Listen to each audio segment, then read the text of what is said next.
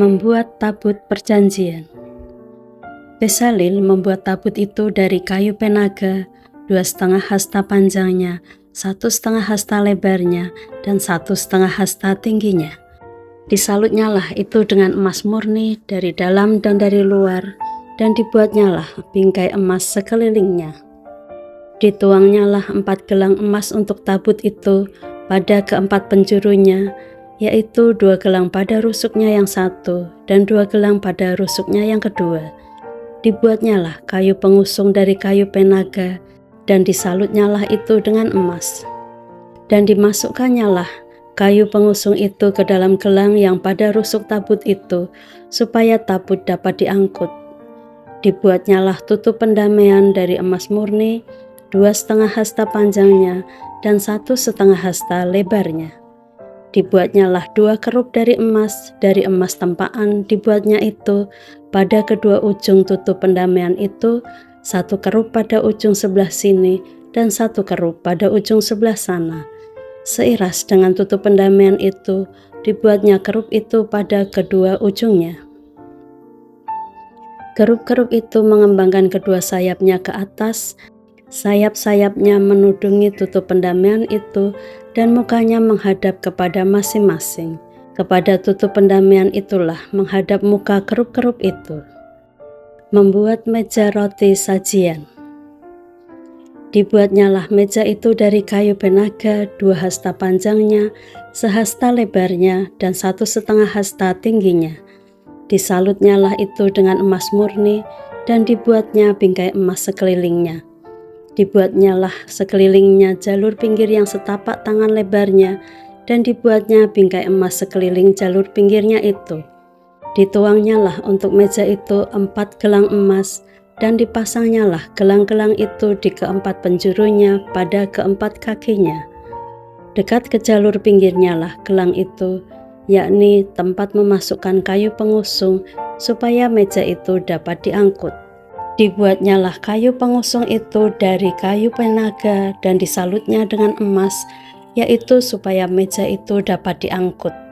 Dan dibuatnyalah perkakas yang di atas meja itu, yakni pinggannya, cawannya, piala dan kendinya, yang dipakai untuk persembahan curahan, semuanya dari emas murni. Membuat kandil. Dibuatnyalah kandil itu dari emas murni.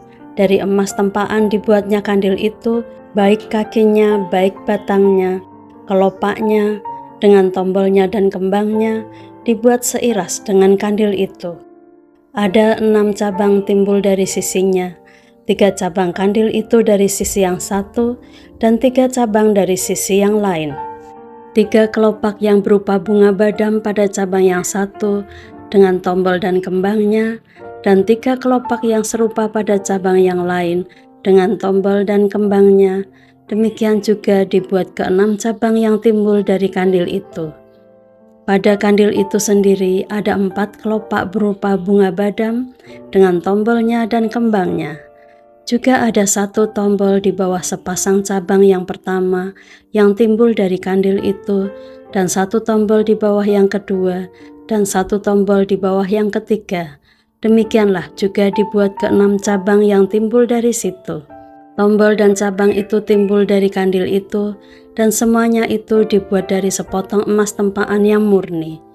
Dibuatnyalah pada kandil itu 7 lampu dengan sepitnya, dan penadahnya dari emas murni. Dari 1 talenta emas murni, dibuatnyalah kandil itu dengan segala perkakasnya. Membuat mezbah pembakaran ukupan. Dibuatnyalah mezbah pembakaran ukupan itu dari kayu penaga, 1 hasta panjangnya dan 1 hasta lebarnya, 4 persegi, tetapi 2 hasta tingginya. Tanduk-tanduknya seiras dengan mezbah itu. Disalutnyalah itu dengan emas murni, bidang atasnya dan bidang-bidang sisinya sekelilingnya, serta tanduk-tanduknya. Dibuatnyalah bingkai emas sekelilingnya. Dibuatnyalah 2 gelang emas untuk mezbah itu di bawah bingkainya, pada kedua rusuknya, pada kedua bidang sisinya, sebagai tempat memasukkan kayu pengusung, supaya dengan itu mezbah dapat diangkut. Dan dibuatnyalah kayu pengusung itu dari kayu penaga dan disalutnya dengan emas. Membuat minyak urapan dan ukupan dari wangi-wangian. Dan dibuatnyalah minyak urapan yang kudus itu dan ukupan murni dari wangi-wangian, seperti buatan seorang tukang campur rempah-rempah.